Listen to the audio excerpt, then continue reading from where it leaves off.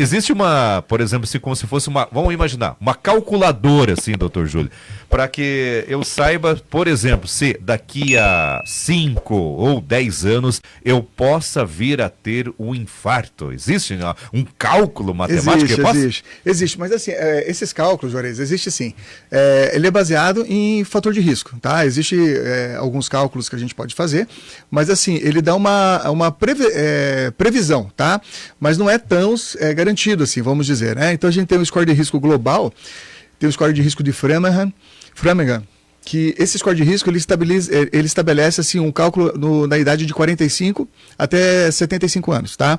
Qual que é o risco de infartar nos próximos 10 anos, qual que é o risco se é alto, se é médio ou se é baixo. Agora tem o mais novo, que é o Prevent, que ele pegou pessoas mais jovens, então a gente tem usado bastante esses, né? Que ele vai de 30 anos até 79 anos. Então ele dá mais ou menos uma previsão, né? O risco de cardiovascular. Então esses scores, Juarez, eles sempre assim se baseiam se o paciente é fumante, como é que é o LDL colesterol, né? Se ele é diabético, se ele já teve um infarto anteriormente, se ele tem lesão renal pela hipertensão, pelo diabetes, né? E a lesão renal inicial a gente vê pela microalbuminúria, que é a eliminação de proteínas na urina. Esses pacientes têm um risco mais elevado de ter a doença coronariana, mas assim, isso é uma estimativa, tá? Existem exames muito mais específicos que realmente vão dar essa certeza. Então, às vezes, o paciente fica um pouco mais ansioso, né? Porque o médico fala, você tem um risco alto, mas às vezes não necessariamente ele tem. Isso é uma previsão, tá? Uma propensão, tá? É um exame prospectivo, vamos dizer assim. Então, assim, fator de risco, sempre é o que a gente fala, né? É a obesidade, né? Então, para o homem, acima de 102 de centímetros da cintura abdominal, é um risco aumentado. Para a mulher, é 88, tá? Centímetros. Então, esse é um fator de risco. Por exemplo, hipertensão, quem fuma, né? Então, pacientes com sobrepeso, obeso, que eu já falei, que tem gordura visceral, aumenta risco de doença cardiovascular. E o risco maior é quem já infartou, né? Quem já infartou tem um risco maior nos próximos 10 anos de evoluir com novos eventos, tá? Quanto a alguns exames de sangue, existem uns mais específicos, né? A apolipoproteína B alta, que carrega a parte ruim do colesterol, que mostra que são LDLs pequenos e densos, ela é um fator bem que corresponde bem ao risco de doença cardiovascular, tá? Esse é um dos fatores, tá? Então, sempre quando eu peço o tipo de colesterol, a gente sempre pede a lipoproteína B, que é a proteína que carrega o LDL colesterol, e a polipoproteína A, né, que vai carregar a parte boa, o HDL, né? Então, a B, ela pega aquela parte de triglicerídeo, LDL pequeno e denso, né? Então, a gente consegue controlar isso com um estilo de vida saudável, às vezes tem que usar algum medicamento, depende do paciente. Por exemplo, a outra coisa importante, que é um fator mais genético, a lipoproteína A, que hoje tem muita gente se falando nisso, né? Tem até estudos agora mostrando medicamentos que abaixam ela e vão ver ao longo do tempo se vai diminuir o evento, né? Que seria um infarto. Hoje não tem medicamento para ela, mas quando ela está mais alta, é um fator genético que esse paciente tem um risco maior. Mas, como eu estou falando, não necessariamente, eu vou explicar por quê. Tá? Então, esse é importante. A proteína C ultrassensível no exame de sangue mostra doença inflamatória crônica, né? Subclínica que a gente fala. Então, quando ela está alta, é um fator de risco também. Então, a gente soma tudo isso, né? Só que assim, o melhor fator de risco que tem, outro que eu vou falar, tem o índice tornozelo-braquial que eu falei que a gente faz, né? Que a gente vê as pressões do braço e da perna e vê se tem uma diferença, porque a pressão da perna é maior do que a do braço. Quando você tem uma diferença nessas medidas, tem um aparelho específico que eu faço esse exame no consultório, isso a gente faz em pacientes que têm risco, né? Paciente acima de 49 anos, 59 anos, né? 57 anos para mulher, a gente faz. E se ele der positivo, correlaciona também bastante com o evento cardiovascular. Então, sempre a gente vai investigar a doença coronariana nesses pacientes. Mas o exame melhor de todos é o score de cálcio, que é aquela tomografia que eu expliquei, que não vai contraste, que vai ver o quanto de calcificação que tem nas artérias do coração. Por quê? Se o score de cálcio dá 0, a gente fica muito mais tranquilo, porque esse paciente em 10 anos tem menor risco, é 1% de infarto em 10 anos. Só que é aquele paciente que vai se cuidar, porque mesmo que você tenha score de cálcio 0, mas vamos supor que você é fumante, você está pré-diabético e tudo mais, você pode evoluir mais cedo com essas calcificações. E a gente sabe, Juarez, que 95% dos infartos é por aterosclerose, que é as calcificações das artérias coronárias. Mas 5% são outras situações, né? Um processo inflamatório, uma vasculite, como eu disse, uma trombose por uso de anticoncepcional, por exemplo, uma trombose, né? Tem doenças também que fazem coagulação também, né? Trombofilia. Então, tem exames que a gente faz que são pessoas que têm uma alteração genética para trombofilia. Então, nessas calculadoras, também a idade e história familiar também conta. Por exemplo, homem que teve um infarto menor que 55 anos, uma história na família e mulher menor que 65. Por exemplo, pai, mãe, irmão ou avós. É um fator de risco, né? Então, assim, eu costumo juntar tudo. Então, não só o fator de risco, como a história familiar, né? Se o paciente está diabético, se não está, e aí nessa situação a gente faz o score de cálcio e avalia. Né? Se tiver muita calcificação, o tratamento é mais intensivo, né? Para a gente poder evitar. Agora, por exemplo, como eu já comentei outras vezes, esse check-up que você faz, por exemplo, um teste de esteira dá normal, um exame de esforço dá normal, isso não me dá prognóstico em 10 anos. Eu posso fazer um exame de esforço normal e infartar no dia seguinte. Tá? Por que isso acontece? Porque às vezes você tem lesões pequenas, placas de calcificação de 20%, 30%, e essas placas elas podem instabilizar. E no exame de esforço, ele só vai pegar alteração com placas avançadas, 70%. Então, assim, a gente não pode ficar satisfeito que só o exame está normal, né? Então é legal o score de cálcio para refinar esse risco e fazer um tratamento mais intensivo nos pacientes que têm indicação, entendeu, Joris? Uhum. Doutor Júlio, tem uma pergunta aqui, tipo, que não tem a ver com o coração, mas a ouvinte, ela perguntou o seguinte, né? Bom dia, doutor Júlio, né? Sempre acompanho o programa da Najuá. Ela falou o seguinte, que ela tá no 3º mês de gravidez, tá? E ela gosta muito de praticar atividades físicas e também ir na academia. A pergunta dela, né? Até quando é recomendado ela ir para a academia ou fazer uma atividade física no período de gestação? Ela está no 3º mês, o nome dela é Dani. Então, Dani, sempre importante fazer o exercício durante a gravidez, tá? Só que assim, o que vai acontecer? No final da gravidez, né, a barriga vai estar maior, né? Vai comprimir o diafragma. Alguns exercícios não é recomendado. Aí um bom personal trainer vai explicar isso, sabe? Por exemplo, agachamento não é interessante, muito peso. Vamos supor, fazer academia, musculação. Então, um esforço muito grande, aumentando a pressão intraabdominal, isso pode complicar ou até adiantar uma gravidez. Então, assim, deve-se fazer o exercício sob supervisão, né? Então, nada muito exagerado. Mas o exercício vai te dar um condicionamento físico, né, corporal, para uma boa gestação, para uma boa recuperação da gestação. Então ele não é contraindicado, como eu sempre disse e digo, o exercício ele não tem contraindicação, ele tem assim, a forma certa de fazer de acordo com o estágio que você está da gravidez. Né? Por isso que é importante você ter um personal ou alguém que te oriente para você saber quais são os exercícios que você tem que, de repente, mudar ao longo da gestação, né? Então, por exemplo, você, vamos supor, corre no início da gestação, tá tudo bem. Depois de um certo período, não recomendado correr, né? Tipo assim, muito tempo, né? Então, assim, o exercício resistido, a musculação é muito importante. Mas vamos supor, no final da gravidez, né? Tá lá com 30 semanas, vai fazer agachamento com peso? Não dá, né? Tem um risco de você romper uma bolsa, né? Então, assim, alguns exercícios que você tem que tomar cuidado. Doutor Júlio, tem uma outra pergunta aqui, tipo que a pessoa fala sobre a questão da fake news. A pessoa falou que não quer se identificar. Tranquilo. Doutor Júlio, eu sempre faço atividades físicas, né? Tenho 40 anos, né? E um amigo veio e me disse, né? Do que adianta, ó, do que adianta você ficar fazendo atividade física, né? Sendo que hoje em dia tem pessoas com 20, 25 anos que estão morrendo de infarto, né? Ele fala o seguinte, né? Na verdade, ele está meio que comentando essa situação, não é bem uma pergunta aqui. Né? É porque assim, meu amigo, é o seguinte, quem não quer sair da zona de conforto, ele sempre vai criticar a pessoa que está melhor que ele. Por exemplo, se você faz exercício, se preocupa com a alimentação, evita produto processado, com certeza você tem a qualidade de vida melhor do que ele. Né? E a crítica é aquela pessoa que não quer sair da sua zona de conforto, não quer fazer nada porque ele já sabe que ele pode infartar ou fazer alguma coisa. Ou a pessoa pensar assim, meu pai já infartou, meu irmão já infartou, então eu não vou fazer nada. Não, gente. Então, assim, eu sempre explico que muito da genética é 15%. A epigenética, que seria os 85%, ele é o mais importante. Então, o estilo de vida saudável vai te evitar ter doenças. Então, a gente sabe que o exercício previne doenças desde infarto, câncer e doenças neurodegenerativas. Então não se preocupa com os outros, você tem que fazer o que você tem convicção. Agora sim, é garantia que não vai acontecer nada? Não é. Só que assim, que nem eu sempre falo, você está fazendo a sua parte, né? Então também, de vez em quando, você sai um pouquinho, tomar uma cervejinha, dar uma relaxada, é tranquilo. Agora, no dia a dia, se você tomar alimentação regrada, faz exercício regular, né? E você dorme bem, gerencia teu estresse, o risco de você ter um evento cardíaco é muito menor, tá? Então não se preocupa com os outros, se preocupa com o que você lê, com o que você estuda, com o que você você...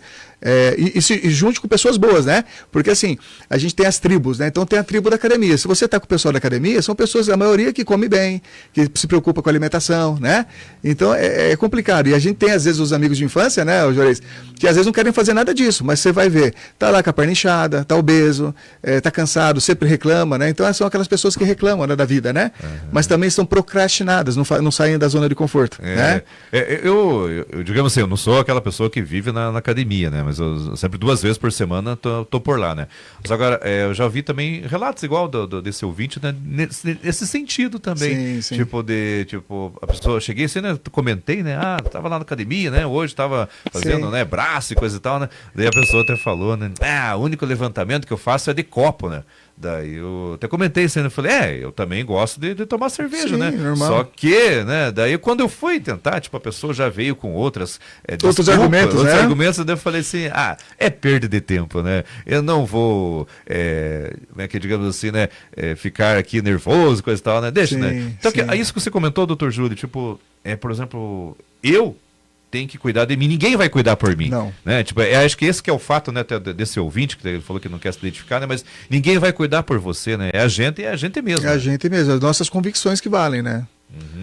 Vamos lá, 3421-3358. Deixa eu ver aqui se tem acho que chegou aqui uma pergunta através do WhatsApp aqui, né? Olá, doutor Júlio, acabei de fazer, até se quiser acompanhar aqui, doutor, tá ali, ó, tá. Olá, doutor Júlio, acabei de fazer uma angiotomografia coronariana, estava tendo dor torácica, fui diagnosticada com arritmia supraventricular. E ela até falou, eu caminho 3 vezes na semana ou mais por 6 quilômetros, será que é bom? Cansa um pouco, é normal? Não, é normal, cansa um pouquinho, é normal. Só que assim, se você fez uma angiotomografia... Perdão, doutor Júlio, são duas pessoas, eu só confundi aqui. A primeira delas, né, é sobre a questão que da angiotomografia. Isso, são 2 pessoas. O Luciano Melo que mandou aqui, inclusive. E a outra fez arritmia? Como é que ele cansa? Só tá cansando? Outra, que ela caminha... em torno de 6 quilômetros, né? E ela cansa um pouco, é normal, né? Da Marilda, são 2 perguntas. Então, Marilda, primeiro assim, não é normal. Tipo, tem que ver. Se você está começando a fazer o exercício agora, aí é natural que você canse e a tendência é você ter uma melhora cardiovascular, né? Aumentar o fluxo coronariano e a parte respiratória você ir melhorando. Agora, se você tem algum fator de risco, obesidade, ou fuma ou não fuma, mas tem hipertensão, tem diabetes, aí vale a pena investigar a parte cardíaca e afastar a doença coronária, né? Para ficar mais tranquilo. O nosso outro colega lá que perguntou, fiz uma angiotomografia e deu o diagnóstico, como é que foi? De arritmia, deu uma arritmia. Isso, né? Foi diagnosticado com arritmia supraventricular. Tá. Então, assim, a arritmia supraventricular tem vários tipos, né? Então, cada uma tem um tratamento diferente da outra. Mas a angiotomografia, ela vai servir para descartar a doença coronariana. E aí, sempre quando a gente pede uma angiotomografia que vai contraste, que eu falei do score de cálcio, a gente pede também o score de cálcio desse exame, para a gente ver o risco cardiovascular. Então, vamos supor, fez uma angiotomografia normal, o score de cálcio 0, o risco de infarto é muito baixo, tranquilo. Talvez o colega tenha pedido para afastar a doença coronariana por causa da arritmia que você tem. Aí, dependendo da arritmia, segue o tratamento, né? Se você é uma pessoa jovem, por exemplo, tem uma fibrilação atrial e descobriu essa fibrilação agora, essa arritmia, aí vale a pena partir para uma ablação. A gente usa anticoagulante, né? Um remédio para baixar a frequência cardíaca. Existem os antiarrítmicos que evitam que ela apareça, né? Que geralmente a gente usa propafenona. E aí o tratamento inicial, se o coração for bom, tipo, não tiver nenhuma disfunção estrutural, é fazer ablação. E pessoas que são mais idosas, né, que tem essa arritmia, a gente não faz ablação, é tratamento clínico. E o flutter, as outras arritmias é por cauterização. Você vai fazer o estudo eletrofisiológico, vai lá no foco da arritmia e queima, né? O flutter já tem um foco já pré-determinado. E tem outras arritmias que você tem que pesquisar ali o local para você fazer a cauterização, que a gente chama de ablação, e você resolve o problema, né? Então essa que seria a questão. A angiotomografia é muito boa, assim. Agora o problema, isso aí é até uma pergunta interessante, é quando a pessoa tem dor no peito. Então, por exemplo, a pessoa tem dor no peito, faz uma angiotomografia normal, tem que investigar outras causas, né? Então, desde problema muscular, ósseo, gastroenterite, esofagite, gastrite, E muitas vezes, se der tudo normal, Juarez, essa pessoa continua fazendo dor, a gente tem que investigar a doença da microcirculação, que é uma coisa que está muito na moda hoje. Microcirculação? Microcirculação. Por incrível que pareça, os vasos sanguíneos cardíacos, 90% está incrustado dentro do músculo cardíaco, que a gente chama de microcirculação. Então, o que a gente enxerga desses grandes artérias, que é onde a pessoa infarta, são só os 10%. Então, ali você tem as grandes, a descendente anterior, circunflexa, coronária direita. Mas a região microvascular também é importante. Então, por exemplo, faz um teste de esforço, dá dor no peito, faz um cateterismo ou uma angiotomografia normal. Tem outros exames que a gente tem que fazer para investigar se esse paciente não tem doença microvascular, principalmente se tiver os fatores de riscos que a gente falou, da obesidade, do diabetes e tudo mais, porque aí tem que tratar como doença coronariana também. Então, se muita gente às vezes permanece com dor no peito e faz um teste de esforço, às vezes não altera o eletro, tudo, mas dá a dor, faz o exame da normal e fica sem o diagnóstico, e fica sem o tratamento. Entendeu? Entendi. Então, a doença microvascular não, é difícil, não é fácil de você fazer a investigação, tá? Mas é importante fazer. Doutor Júlio, tem uma, uma pergunta aqui, ó. O rapaz relatou que, tipo, ele viu anos atrás, né, de que uma pessoa, ela teve um infarto assistindo um jogo de futebol, né, do time do coração dela, né. A pessoa pergunta, tipo, falou assim, ó, até o Galvão Bueno sempre falava, né, nas transmissões dele, né, haja coração, né. É perigoso isso quando a pessoa, tipo, acho que ela pega uma emoção meio forte demais, né? Viu, você já me perguntaram isso, a gente até falou já no Instagram várias vezes, né? Então você tem que trocar de time, né? Tô brincando. É assim, ó, eu não sou fanático em futebol, é uma brincadeirinha. Viu, mas é assim, ó, situações de emoção, de grandes emoções, aumenta o risco de você infartar. Lembra que quando você está estressado demais, você tem a liberação da adrenalina, noradrenalina, dopamina, que são essas catecolaminas que aceleram o coração, faz vasoconstricção, que é diminuir a luz do vaso, por causa do quadro de estresse, tá? Então, geralmente, homem que gosta de futebol, tem risco sim. Por exemplo, o final de ano, eu já comentei isso, uma briga familiar, às vezes um irmão, alguém que você não viu há muito tempo, gera aquela comoção, tem risco. A mulher é mais complexa ainda, tá? O homem no futebol, né? A mulher também, quando ela é muito ansiosa, muito estressada, pode acontecer vasoespasmo coronariano e uma síndrome chamada síndrome de Takotsubo, que ela se apresenta com dor no peito com aumento das enzimas cardíacas, da troponina. E aí não tem doença coronária, mas o músculo sofre por excesso dessas catecolaminas e você tem que fazer o tratamento correto. Então, assim, as emoções, por isso que lembra que eu sempre falo assim, a gente tem que gerenciar o estresse. Então, o cara que é estressado direto tem um fator de risco maior de infarto, sim. Meu Deus do céu. Então, cuidado quando você for assistir aí o futebol, aí, né? Eu, por exemplo, eu torço pro São Paulo, né? Ontem o meu São Paulo acabou perdendo, né? Pro Atlético Paranaense ali em Curitiba, né? Mas, tipo, eu já estava preparado, né? Sabendo assim que o time já não estava tão bom, né? Então, já não criei tanta expectativa, assim, né? E deu no que deu, né? Perdeu, né? A gente... Não, eu ia falar, a gente brinca, a gente torce tudo, mas assim, tem que ser com inteligência, né? Com moderação, né? Não vai se matar por causa de um time de futebol, não, né? Os caras estão jogando para ganhar o dinheiro deles, né? Exatamente. No outro dia tem que bater ponto, né? Tem que trabalhar, né, galera? Estamos de volta aqui pela Super Najuá com o programa Espaço Cidadão.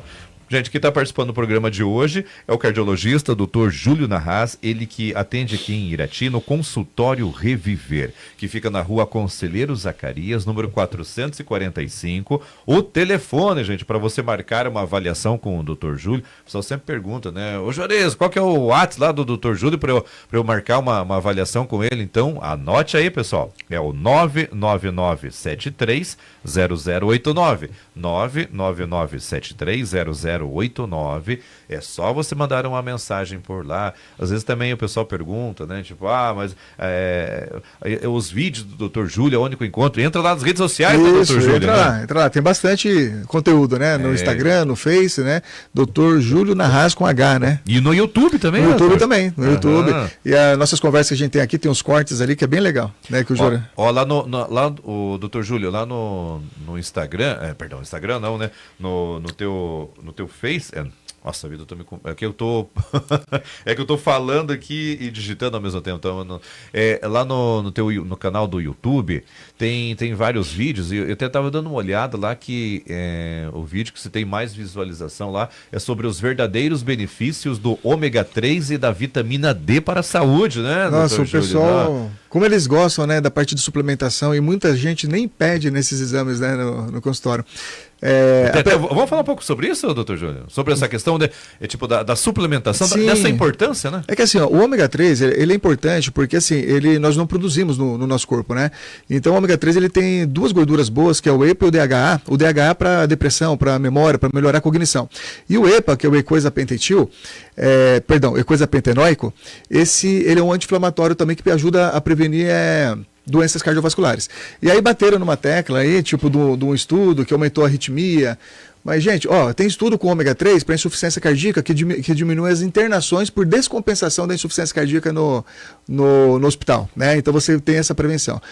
E nos Estados Unidos fizeram um exame, um EPA mais purificado, né? Vamos dizer assim, que é o ecoisapentetil, que não é igual o normal que a gente pega, né? E o normal que a gente pega tem que ser de peixe de água fria, tem que ser importado, ele é mais caro. Então é diferente desses que tem às vezes em farmácia, que é baratinho, né? Então o ômega 3 que não é inflamatório, não é oxidado, né? Isso é importante. Você pegou o ômega 3, está cheirando forte peixe, não é o ômega 3, bom, ele está geralmente oxidado. E aí mostraram nesse estudo o que teve benefício no sintético. Mas, poxa, compararam com óleo mineral. E óleo mineral não é uma coisa saudável. Então, assim, tem esses viés, né, que a gente fala.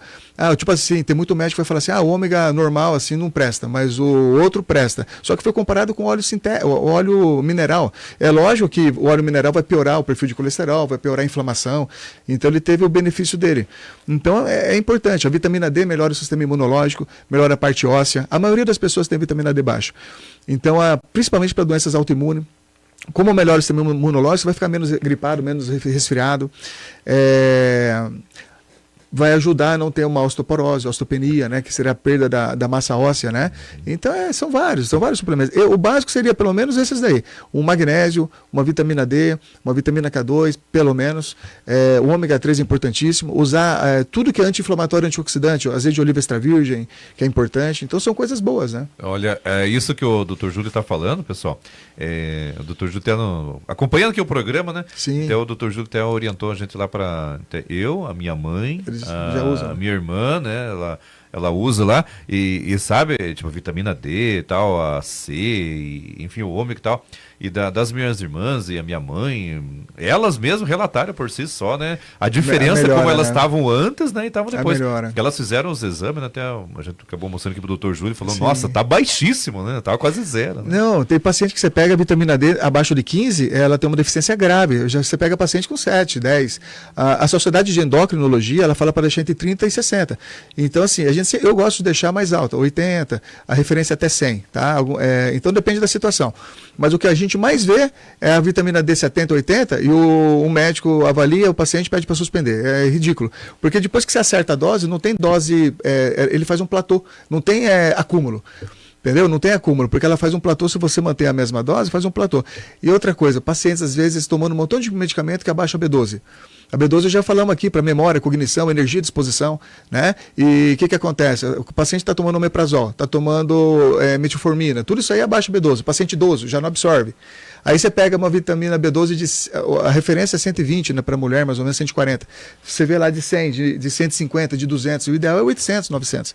Aí você repõe e o paciente vira outra pessoa. Uhum. É o básico, né? O da minha irmã estava em 158, agora já foi para 500, 500 e pouco. A diferença, energia, disposição, fica mais esperto, raciocínio parece que fica mais fácil. Divonete Cumim, ela falou o seguinte, bom dia, doutor, o que fazer para uma pessoa que teve um infarto e agora só tem 30% do coração? Isso é o seguinte, a pessoa infartou, não deu tempo de fazer a revascularização, ou seja por medicamento, seja por angioplastia, né? Que no início as duas têm um benefício, nas primeiras 3 horas. E aí o músculo sofreu. Provavelmente é uma artéria importante, a descendente anterior, que faz isso. Então, assim, está com uma insuficiência cardíaca, o coração grande, insuficiência cardíaca de 30%. É grave, tem como tratar. Se você não tratar, o risco de mortalidade é alto. Agora, a partir do momento que você trata com doses máximas dos medicamentos correto, tem uma chance grande do músculo cardíaco voltar a melhorar. Porque, às vezes, depois do infarto, você tem uma coisa chamada hibernação. O músculo fica hibernante, porque faltou oxigenação. Então, ele diminui bastante e faz uma insuficiência cardíaca. Às vezes você faz o tratamento, ele recupera, tá? E melhora. Mas mesmo que ele não recupere 100%, essa fração com certeza vai subir e os sintomas vão melhorar, que é a falta de ar. O que não pode fazer é parar com as medicações. E outra, as medicações, no início do tratamento, abaixam um pouquinho a pressão. Então, se você tiver compensado do coração, tem que tirar os remédios que abaixam a pressão e que não melhoram a sobrevida, né? Que é diurético. Às vezes muita gente entra com muito diurético, a pressão fica baixa e não consegue aumentar os outros medicamentos. Então, os medicamentos hoje que a gente usa, eu posso falar porque ainda não quebrou patente, é o Entresto, né? Esse é o ideal, o Entresto. Um bom beta-bloqueador, aí tem que saber manejar. Beta-bloqueador seria metoprolol, succinato de metoprolol, bisoprolol ou carvedilol, são esses 3, tá? Tem que usar o dapaglifosina ou empaglifosina, que é um medicamento para o diabetes, mas que melhora a função cardíaca, e a espironolactona, tá? Sendo que a gente tem que saber manusear. Por exemplo, o carvedilol baixa mais a pressão. Se o paciente está muito hipotenso, tem que fazer um outro. A gente usa o bisoprolol, que é o bisoprolol. Então tem que ir num especialista mesmo, alguém que entenda para poder manejar e fazer essas medicações que tem que estar em dose máxima. A gente começa com dose baixa e vai aumentando. Aí você melhora a parte cardíaca. E aí quando você estiver compensado, começar a fazer exercício, caminhada, tudo não é proscrito, né? Quando a pessoa está compensada da falta de ar, tudo mais. Porque se ela não for bem tratada, enche o pé, falta de ar, cansaço para tomar banho, aí complica. Muito bem, 9h46, o relógio já está nos mandando embora, doutor Júlio. Poxa vida, já, Juarez. Passou rápido aqui, meu Deus do céu, né? Tem mais 2 perguntas aqui, e essas 2 perguntas eu vou repassar aqui para o doutor Júlio, né? Depois você grava um vídeo, doutor Júlio? Gravo. Grava um vídeo, né, respondendo aqui essas perguntas aqui da Célia, né? E também do outro vídeo que deixa eu só abrir aqui, da Sueli. Então, da Célia e da Sueli. E também um outro ouvinte que acabou de chegar aqui, a Denise. Viu? Tá? Antes que acabe rapidinho, eu vou até falar para eles o seguinte: se vocês quiserem que esse tipo de programa se repita de repente no próximo, tira dúvidas e vocês perguntam e a gente responde, peça aqui no Face aqui para o Juarez aqui que a gente monta de novo um programa desse. Então, combinado sim, então, doutor Júlio. 9h47, vamos nessa então, doutor Júlio? Vamos lá. Vamos lá, pessoal, para você marcar uma avaliação com o doutor Júlio, o WhatsApp é o 42 999 730089, 42 999 730089. Obrigado, doutor Júlio. Obrigado, Juarez. Obrigado a todos os ouvintes e os participantes aqui. Obrigado pelas perguntas. Um abraço. Valeu.